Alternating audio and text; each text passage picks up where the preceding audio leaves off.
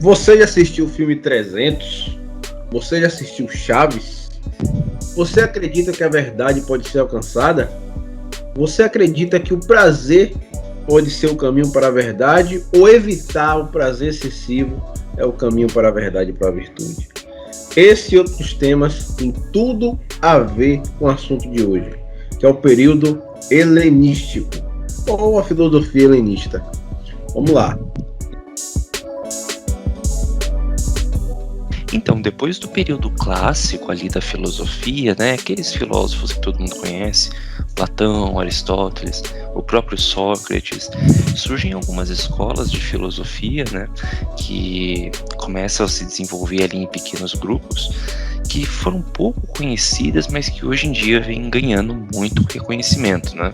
E foi também um período ali de muita transição, muita mudança, muita coisa acontecendo, né? Então, assim, é muito importante no começo a gente entender quais foram essas mudanças, o que aconteceu de fato na Grécia, pra gente poder entender quem são esses filósofos, né?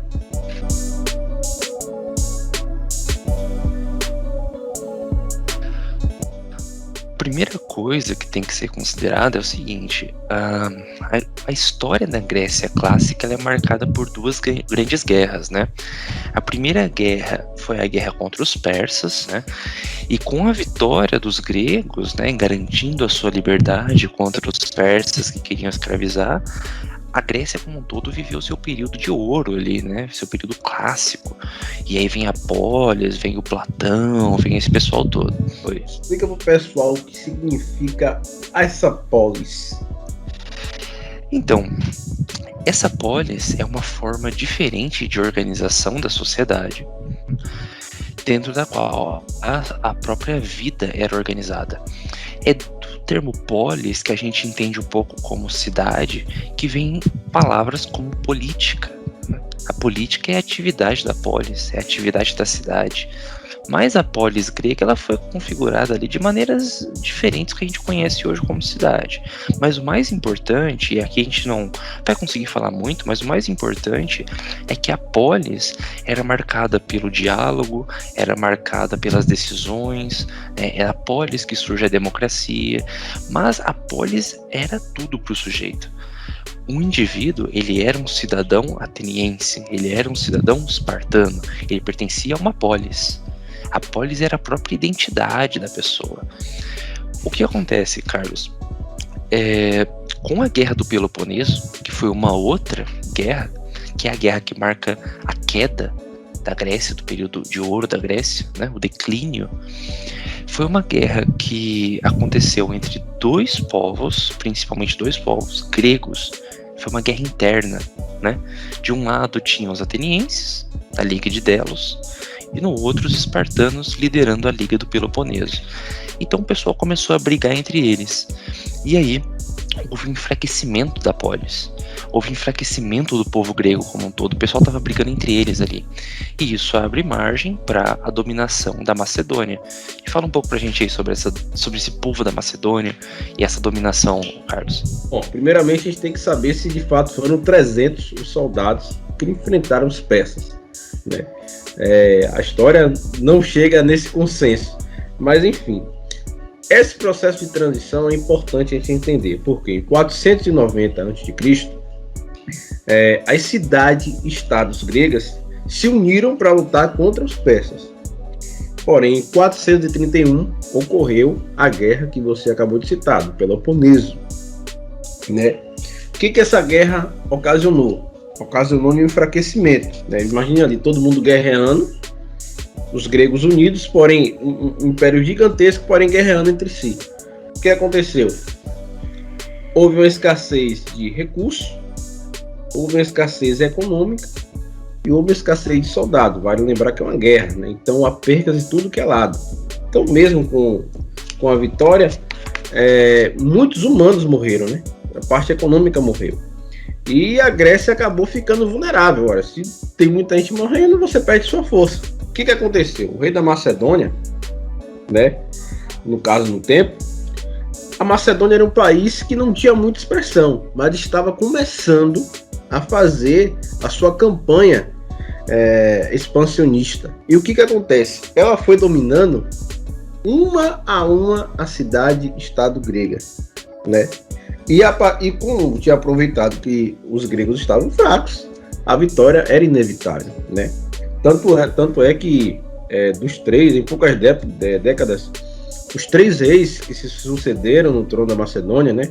Amitas, Filipe e Alexandre, eles construíram um império gigantesco, que englobava a Grécia, o Egito, o Oriente Médio, chegando aos limites da Índia. E aí entra um pouco a parte da filosofia. O que isso tem a ver com a filosofia? Bom, no apogeu desse imenso império, a cultura grega ela passa a influenciar de modo marcante a forma de pensar a política. Por quê? Você falou uma coisa certa. A polis grega, democracia, várias palavras, né, que estão no nosso dicionário que são grego. E muitas vezes o que a gente fala? Agregar tem a ver com o grego. E a cultura grega, ela também agregou. Mesmo ela sendo dominada, a cultura era tão forte que a cultura conseguia, abre aspas, dominar seus dominadores. Tanto é que Alexandre o Grande teve como um dos seu principal mentor, seu professor, nada mais, nada menos que Aristóteles, né? Então, o que acontece? E aí entra nesse contexto o termo helenismo, né?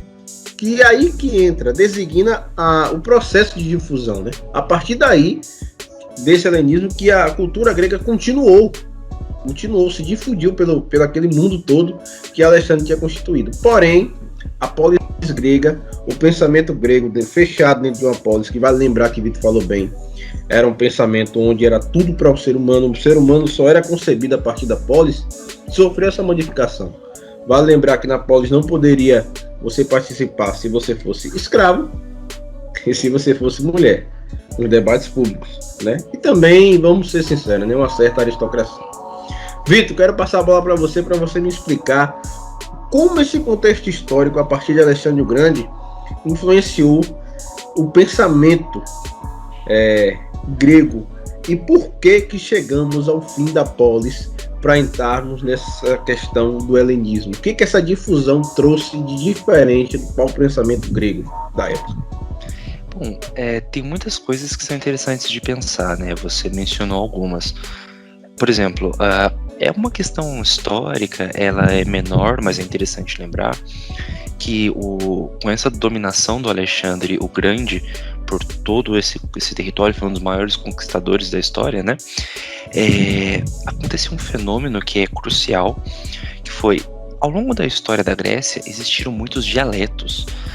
Cada povo falava um tipo diferente de grego, ou seja, os espartanos falavam um tipo de grego, os atenienses falavam outro tipo de grego. Era a mesma língua, mas eram bem diferentes, eram dialetos diferentes.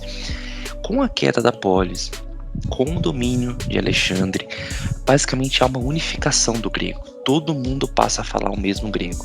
Então, o indivíduo ele poderia sair de uma região, como uma região de Esparta, a região do Peloponeso, e ir para o outro lado da Grécia, e ele ainda ia ser entendido pelas pessoas. Isso foi crucial. Além disso, tem a queda da polis, que muda completamente a visão de mundo. O que acontece? Se a gente for lembrar, né, do pensamento do Platão, o que é a república? O Platão usa todo o seu conhecimento de filosofia para tentar pensar uma polis ideal, uma sociedade justa. Esses filósofos não estão tão preocupados com isso, porque para eles a polis não significa mais tanta coisa. Antes do cidadão se dizer, eu sou um cidadão ateniense, eu sou um cidadão de Tebas, eu sou um cidadão de Creta, ele dizia, eu sou um cidadão grego. E eu posso ir para qualquer parte do Império Grego, que era gigantesco, como você falou, que ele ainda ia vencer. Então, o pensamento desse pessoal não tinha tanto a ver com polis, com coisas regionais, era uma questão mais ampla. E o que acontece? Com o enfraquecimento da polis, há um fortalecimento do sujeito. Então, antes de se pensar, olha, eu sou um cidadão ateniense, ele pensava, eu sou eu sou uma pessoa. E aí passa-se a refletir mais sobre esse eu. E aí vem a questão principal, né? A filosofia deixa de ser uma filosofia política, deixa de ser uma filosofia voltada para assim, única e exclusivamente para metafísica e passa a ser uma filosofia de vida, né? É uma filosofia que busca a vida prática. Então ela vai se preocupar com coisas como felicidade, bem-estar, tranquilidade, serenidade, entre outras coisas. Então a gente falou essa questão toda histórica, né? Citou Alexandre, citou os 300, para quê? Para mostrar que toda essa diferença foi crucial para determinar como esses filósofos pensavam. Eles só pensam porque viveram o que viveram. E isso é crucial de entender, não é?